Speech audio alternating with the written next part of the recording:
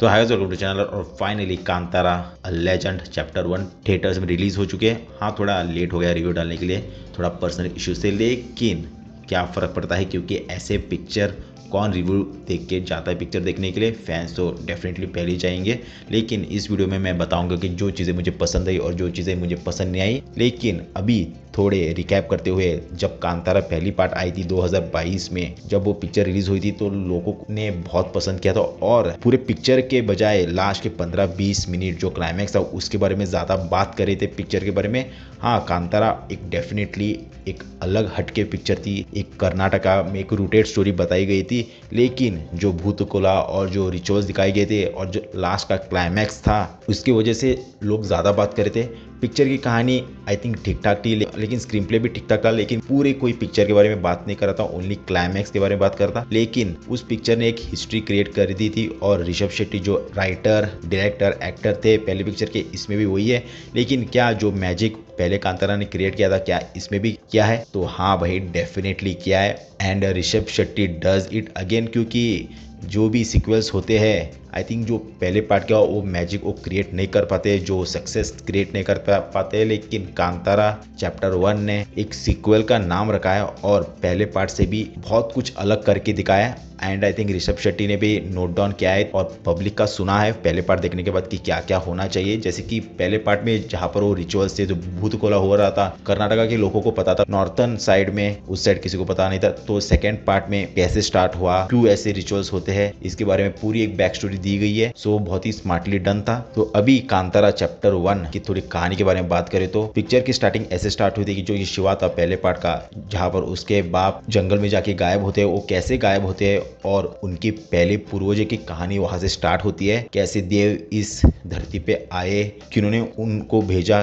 किस कारण आए थे, और जो राजा थे उस टाइम के, कदम्बास के टाइम के, और जो पूर्वज थे इनके, उनके बीच की कहानी, और कैसे एक एग्रीमेंट रेडी होता है कि राजा लोग कांतारा यानी कि जंगल में नहीं आ सकते और जंगल वाले लोग उनकी जगह नहीं जा सकते। लेकिन कहानी में ऐसा कुछ होता है जो कि गुलशन दिव्या है, राजकुमार का रोल प्ले करे इसमें, वो कुछ कर बैठते, तो उसके कारण कुछ ऋषभ शेट्टी जो कि प्ले करे वर्मा का रोल, वो कुछ कर पड़ते और कुछ होता है। तो ऐसे बात बढ़ती जाती है, तो उसके कारण कहानी स्टार्ट होती है। और मैं ज्यादा नहीं बताऊंगा क्योंकि स्पॉइलर हो जाएगा। लेकिन पर्सनली मुझे ऐसा लगा कि स्टार्टिंग के 15-20 मिनट स्टार्टिंग ब्रिलियंट थे। आपको एक्सप्लेन किया जा रहा था कि क्या स्टोरी थी। I think 40-45 minutes in the story. First half I think कि थोड़ा स्ट्रेची था। हाँ, आई नो कि एक वर्ल्ड क्रिएट करने की कोशिश करे, एक वर्ल्ड बिल्ड चल रहा है, बट आई थिंक कि स्क्रीन प्ले और थोड़ा वहां पर टाइट होता, उतना टाइम वहां पर नहीं स्पेंड करते तो अच्छा खासा चल जाता। और लेकिन पिक्चर में 1 घंटे के बाद स्टोरी बहुत ही ग्रिपिंग हो जाती है, बहुत ही पकड़ ले लेती है, इंटेंस हो जाती है, वो मजेदार है।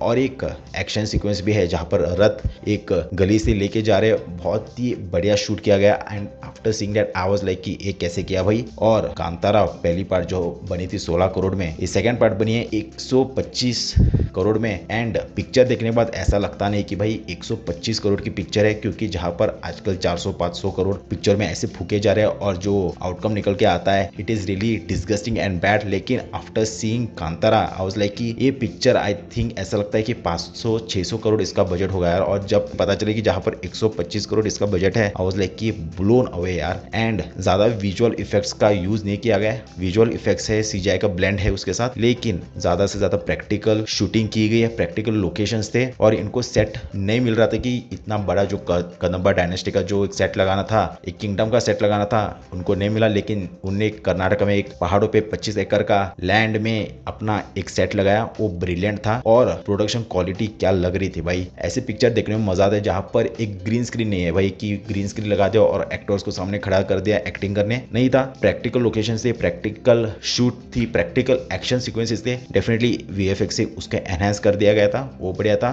इसमें एक टाइगर का भी शॉट है, कंप्लीटली सीजीआई था, लेकिन बहुत ही रियलिस्टिक और बहुत ही बेहतरीन लग रहा था। जो उसकी मूवमेंट्स थे वाज रियली रियली गुड। और वैसे ही बहुत ही एनिमल्स का भी इसमें शॉट है, बहुत ही वीएफएक्स यूज किया गया है, बट ब्रिलियंट लग रहा था। लेकिन पर्सनली फॉर मी पिक्चर में ऐसा एक सीन आता है जहां पर एक क्रीचर का भी रोल है जो भी VFX से किया गया है आई थिंक वो थोड़ा उतना अच्छा खासा नहीं था compare to other animals and other VFX shots in the, लेकिन उसमें और थोड़े पैसे खर्च कर दिए जाते हैं। I think it would have been really good. I think उसमें थोड़ा और इंप्रूवमेंट जरूरत था उस क्रीचर के VFX के टूवर्ड्स। लेकिन जो परफॉर्मेंस है पिक्चर का ऋषभ शेट्टी का, the man is completely insane यार। जो परफॉर्मेंस देता है वो आई थिंक कोई उनकी तरफ परफॉर्मेंस नहीं कर सकता भाई। जो उन्होंने परफॉर्म किया है, जो जिस तरीके से उनके अंदर गुलिगा देव आते हैं और उसके बाद जो परफॉर्मेंस देते हैं, आई डोंट थिंक कि कोई और परफॉर्मेंस कर सकता है भाई। उनकी परफॉर्मेंस ब्रिलियंट है, लेकिन उसी के साथ जो उन्होंने बॉडी बल्कअप किया है, जो बॉडी बिल्ड किए उन्होंने, एक हट्टे कट्टे इंसान लग रहा है भाई। देखने के बाद ऐसा लगता है कि हाँ भाई इसमें ताकत वैसी हो सकती है, क्योंकि ऐसे सीक्वेंसेस वो करते हैं इन द फिल्म। लेकिन ऐसा भी नहीं है कि एब्स बना दिए, एक देसी बॉडी लगती है, एक देसी मुस्टैंडी की बॉडी लगती है, जो कि अच्छा खासा था। And his performance is really brilliant. Rukmini Vasant भी है, उनका भी कास्टिंग और उनका भी रोल अच्छा खासा है। ज्यादा नहीं बताऊंगा उनके रोल के बारे में, but after seeing that role आप ये समझ जाओ कि उनकी कास्टिंग क्या बेहतरीन सिलेक्ट की गई है। गुलशन देविया भी है एज अ राजकुमार, एक पियक्कड़ रोल प्ले करे, पियक्कड़ राजकुमार है, स्पॉइल ब्रैट है। जो भी किया उन्होंने मस्त किया, मजा आता है उनको देखने के लिए। पिक्चर की story, screen play, I think कि पर्सनली कांतारा 1 से कांतारा 2 अभी की film, I think screen play में उन्होंने बहुत इंप्रूव किया गया था। पहले पार्ट में ऐसा लग रहा था कि कहानी कहाँ पर जा रही है, बीच में भटक गई थी, लेकिन इसमें ऐसा नहीं लगता। हाँ, स्टार्टिंग के थोड़े 40-45 मिनट थोड़े स्लो जाते हैं, वर्ल्ड बिल्डिंग होता है, लेकिन उसके बाद कहानी स्टार्ट हो जाती है। लेकिन कहीं भी ऐसा नहीं लगता है कि स्टोरी लूज होती जा रही है, पकड़ में ग्रिप पकड़ के रखती है। तो स्क्रीन प्ले पहले पार्ट से भी बहुत अच्छा है। म्यूजिक बढ़िया है यार। ऐसे सीक्वेंसेस है ना जहाँ पर म्यूजिक जब वो बजता है, उसका जो मैजिक है, जो इम्पैक्ट है, एलिवेट हो जाता है, मजा आता है उसका BGM सुनते वक्त भी। पिक्चर का screen play, story, music, VFX बढ़िया है, मस्त है। परफॉर्मेंस जैसे कि मैंने कहा, इसका कुछ कंपैरिजन नहीं है भाई, मजा आता है उसमें देखने के लिए। लेकिन जो चीजें मुझे पर्सनली पसंद नहीं आई, ये था कि इसका हिंदी डब, मैंने इसको हिंदी डब में देखा है। हिंदी डब आई थिंक कि कुछ इंप्रूव हो सकता था।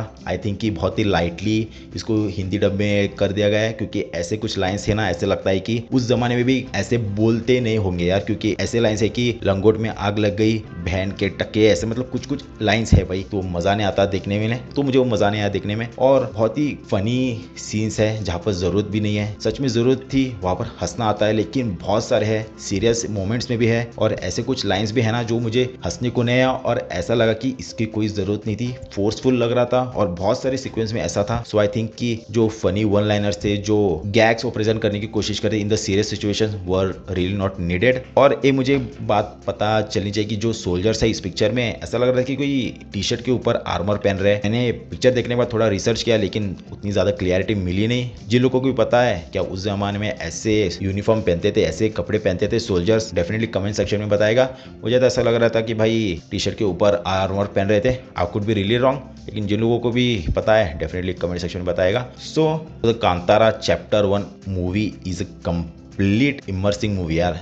देख लोगे ना तो कंप्लीट इमोशन से भर जाओगे। इसमें कॉमेडी है, सस्पेंस है, फोकलोर है, हॉरर एलिमेंट भी है, तो कंप्लीट ऑलराउंडर है यार। मूवी देखने में मजा आता है। तो डेफिनेटली यार, मैं कौन होता हूँ बोलने वाला, लेकिन ये तो पिक्चर हिट होती ही जा रही है। तो definitely, but I would like to say as a fan definitely जाओ यार, थिएटर में जाके देखोगे। ऐसे अगर पिक्चर तुम थिएटर में नहीं देखोगे ना, तो मतलब थिएटर का कुछ मतलब नहीं है यार। अगर ऐसे पिक्चर थिएटर में नहीं देखोगे, so definitely go and watch Kantara chapter 1। I think it is better, bigger than the first one. और जो पहले पार्ट का क्लाइमैक्स था, जिसके लिए लोग इतना बात कर रहे थे, इसका क्लाइमैक्स के बारे में भी लोग उससे भी ज्यादा और बात करेंगे, क्योंकि बहुत ही मजेदार था। एक हॉरर एलिमेंट भी था, जैसे कि पहले पार्ट में भी था। So the Kantara chapter 1 sets another benchmark. And Rishabh Shetty यार, क्या कहे भाई इस बंदे का, इज अ रॉकस्टार है, he is a Rockstar. Writer, director, actor of a film, इतने सारे डिपार्टमेंट को हैंडल करना और ऐसे पिक्चर लाना, ऐसा आउटकम लाना, not anybody can do it man. So